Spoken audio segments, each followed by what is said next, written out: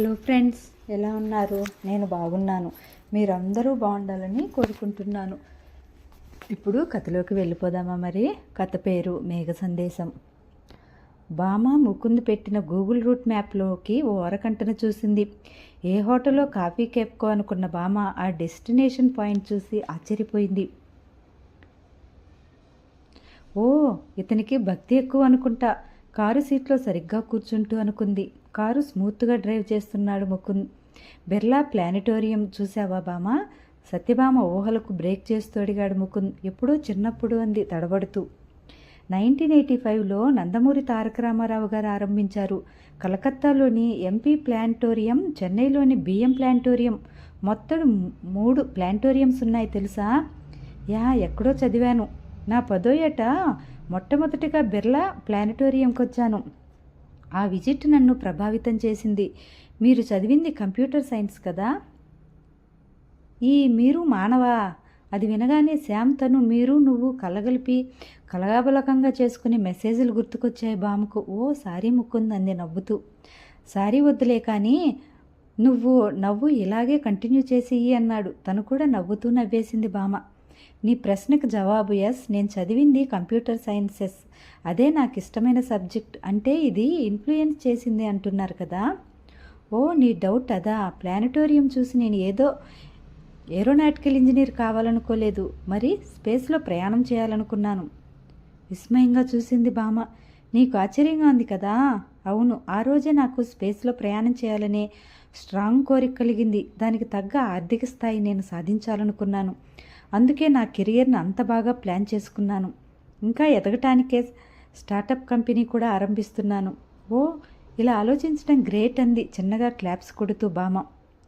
ఇంతకు నీ గోలేమిటి బామా? నాకు తడబడింది బామ. ఏదో ఉద్యోగంలో చేరిపోయాము, క్యాజువల్గా గడిపేద్దామన్నట్లు ఉండకూడదు. ఎదగాలి, ఆకాశమంత ఎదగాలి అన్నది గోల్గా ఉండాలి అన్నాడు గమ్యం చేరిన కారును పార్క్ చేస్తూ. సత్యభామకు జీవితంలో ఉండాల్సిన గోల్స్ ఓ కొత్త కోణంలో పరిచయమయ్యాయి.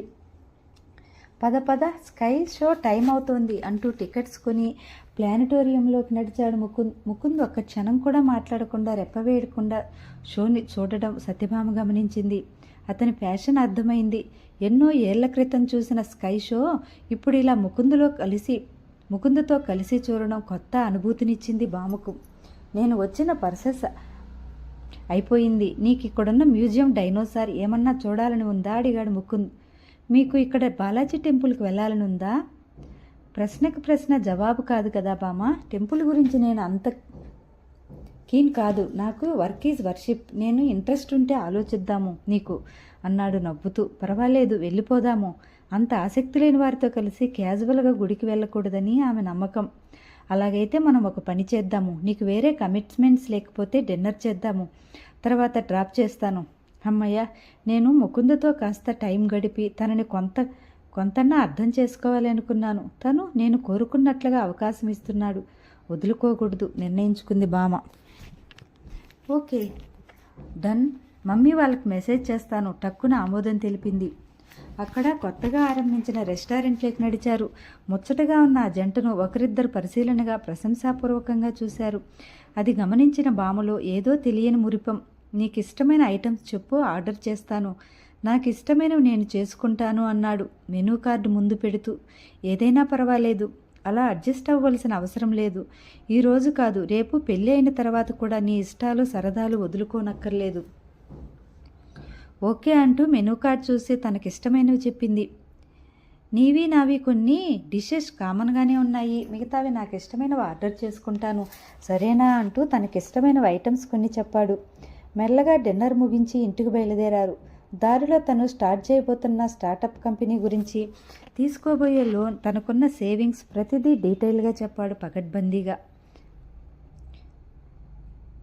అతని ప్లాన్ ఉన్నది ఉన్నట్లుగా చెప్పటం బామకు చాలా కన్విన్సింగ్గా అనిపించింది. ఇంటికి చేరువవుతుండగా, చూడు బామ, నా ఉద్యోగం గురించి ప్రొఫైల్ చూస్తూనే తెలిసిపోతుంది. నా ఫ్యూచర్ ప్లాన్స్, అప్పు, ఆదాయం డీటెయిల్గా చెప్పాను. ఇక చెప్పుకోవటానికి నాకు తెలిసి ఇంతకు మిగిలింది ఏమీ లేవు. I feel we can proceed for other. మనం బెస్ట్ లైఫ్ పార్ట్నర్స్ అవుతామనిపిస్తోంది. బాగా ఆలోచించుకో. నీకు అదే ఫీలింగ్ ఉంటే చెప్పు, మన వాళ్ళకి ఇన్ఫామ్ చేద్దాము అంటూ తన మనసులో మాట చెప్పాడు. అలాగే మా పేరెంట్స్తో కూడా కలిసి ఆలోచిస్తాను, ఏ విషయం తప్పక చెప్తానంటూ అంది బామ్మ కారు దిగుతూ. తాను కూడా కారు దిగి ఇండియాకు వచ్చిన తర్వాత నా హెక్టిక్ షెడ్యూల్లో ఈరోజు ఇంత లీజర్గా గడిపింది. Thank you for spending your valuable time with me అంటూ షేక్ హ్యాండ్ ఇచ్చాడు. బాయ్ చెప్పి కారులో అరక్షణంలో మాయమయ్యాడు. మొదటి రోజు కలిగిన వింతభావమేదో ముకుంద్ కరస్పర్శలో ఆ క్షణాన కలిగింది. ముకుంద్ పట్ల మనసులో కలుగుతున్న ఇష్టానికి శ్రీకారమేమో ఆ పులకింత. భవిష్యత్తులోని అతను గోల్స్ నీవులా ఉండొచ్చు అని తనకు ఇచ్చిన ఎష్యూరెన్స్, తన సేవింగ్స్, పెట్టబోయే కంపెనీకి తీసుకోబోయే లోన్స్ గురించి క్లియర్గా చెప్పటం సత్యభామకు చాలా నచ్చింది. ముకుందుపై ఆసక్తిని కలిగించింది. ఫ్రెష్ అయ్యి వచ్చి ఆతృతగా చూస్తున్న ముగ్గురికి తాము ఎక్కడికి వెళ్ళింది, చివరకు ముకుంది ఈ మ్యాచ్ పట్ల చూసిన ఇంట్రెస్ట్తో అంతా వివరంగా చెప్పింది. మరి నువ్వు ఏమనుకుంటున్నావు? సూటిగా అడిగాడు రాజేశ్వరరావు. ఏదో బిడియం అడ్డుపడి మాట రాక మౌనంగా ఉండిపోయింది సత్యభామ. ఏమిటి, ముకుంద్ నచ్చలేదా? ఉన్నది ఉన్నట్లు చెప్పు, బలవంతం ఏమీ లేదు. సత్యభామ మనసులో మాట తెలుసుకోవటానికి ప్రోత్సహిస్తున్నట్లుగా అడిగింది రమ. ఆహా అంది తడబాటుగా భామ. అమాయకుల్లారా, ప్రతిదీ మాటల్లోనే కాదు మౌనము మాట్లాడుతుంది నవ్వుతూ అంది సరస్వతమ్మ. ఏమిటమ్మా నీకు అర్థం లేని మాటలు? అవునురా, కోపానికి బాధకు అలకకు మాత్రమే కాదు, ఇష్టాన్ని చెప్పటానికి అడ్డుపడే సిగ్గు కూడా మౌనం గుర్తురా. బిడియంతో కూడుకున్న తన మౌనం, ఆ తడబాటు చూస్తే ముకుంద్ మ్యాచ్ తనకిష్టమే అని అర్థమవటం లేదా? అయినా ఏమోలే, ఏదో ఆ తరం మనిషిని కదా, నాకు అర్థమైంది ఇదే అంది సరస్వతమ్మ. రాజేశ్వరరావు రమ ఒకేసారి కూతురికేసి చూశారు. యు ఆర్ స్మార్ట్ బామ్మ అంటూ బామ్మకు తన కుడి చేతి బొటన వేలెత్తి థమ్సప్ చూపించింది బామ్మ. ఒక్కసారిగా అందరి హృదయాలు ఆనందంతో నిండిపోయాయి. సత్యభామను మనసారా అభినందించారు. ఫ్రిడ్జ్లో ఉన్న చాక్లెట్స్తో అందరి నోరు తీపి చేసింది రమ. ఆగలేనట్లు అప్పటికప్పుడు సుధాకర్కు ఫోన్ చేసి చెప్పాడు రాజేశ్వరరావు. చాలా మంచి వార్త చెప్పారు. వీడు పర్ఫెక్షనిస్ట్, తొందరగా ఏ పిల్లని ఒప్పుకోడేమో అని ముకుందు గురించి బెంగపడుతున్నాము. అంత తొందరగా వాడు ఓకే చేయటం, అది మీ అమ్మాయిని, మాకెంతో సంతోషంగా ఉంది అంటూ తన సంబంధాన్ని నిర్మోహమాటంగా వ్యక్తపరిచారాయన.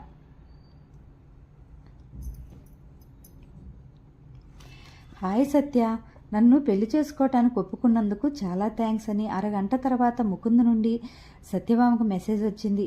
ఆ విషయం ఇంట్లో వారితో షేర్ చేసుకుంది. అంత ఎత్తుకు ఎదిగినా ఎంత వినయమో, కలిసినప్పుడు కూడా మెత్తగా నిదానంగా మాట్లాడాడు.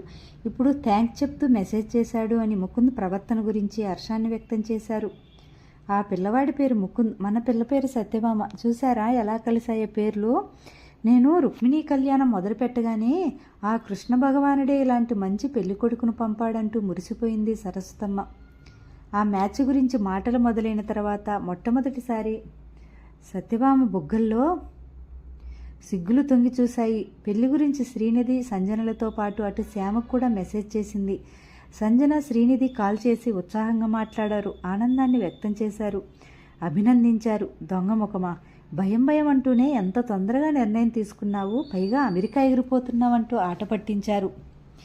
మన్నాడు కలవటానికి ప్లాన్ చేసుకున్నారు. మెసేజ్ చేసిన 24 గంటల తర్వాత ఓ గ్రేట్, చాలా హ్యాపీగా ఉంది, 10 మందిని చూడకుండా ఇలా వెంటనే కుదిరిపోతే అనవసరమైన హ్యూమిలేషన్ తప్పుతుంది, ఆల్ ది బెస్ట్ అని శ్యామ్ నుండి బొకే పిక్ కూడా అటాచ్ చేసిన మెసేజ్ వచ్చింది.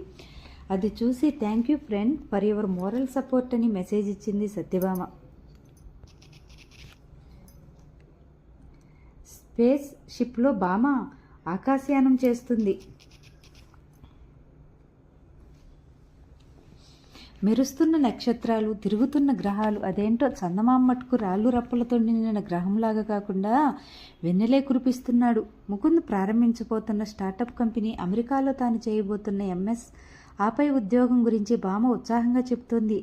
పక్క సీట్లోనే కూర్చొని శ్రద్ధగా వింటున్నాడు శ్యామ్ సుందర్. ఏదో కుదిపినట్లయి మంచం మీద లేచి కూర్చుంది భామ. అబ్బా, ఎంత మంచి కళ! కలలో కూడా ఈ శ్యామ్ మహానుభావుడు వచ్చాడే, ఈరోజు జరిగిన సంఘటనలేవి తనకు చెప్పలేదుగా అని తెలుసుకునేందుకు కలలేకొచ్చినట్లున్నాడు. ఈ కళతో సహా శ్యామ్కి చెప్పాలేమో అని నవ్వుకుంది భామ. కాసిన్ని మంచినీళ్ళు తాగి మళ్ళీ ముసుగు పెట్టిన నిద్ర, ముసుగులోని జోగటానికి. ఆ రోజు పెళ్ళి పెళ్ళికి ఒప్పుకున్నందుకు థ్యాంక్స్ మెసేజ్ తర్వాత ముకుంద్ నుండి మళ్ళీ ఎలాంటి మెసేజ్ కాల్ రాలేదు. ముకుంద్ రెగ్యులర్గా టచ్లో ఉంటే పరిచయం పెరిగి మరింత అర్థం చేసుకునే అవకాశం వస్తుందని సత్యభామ ఆశ.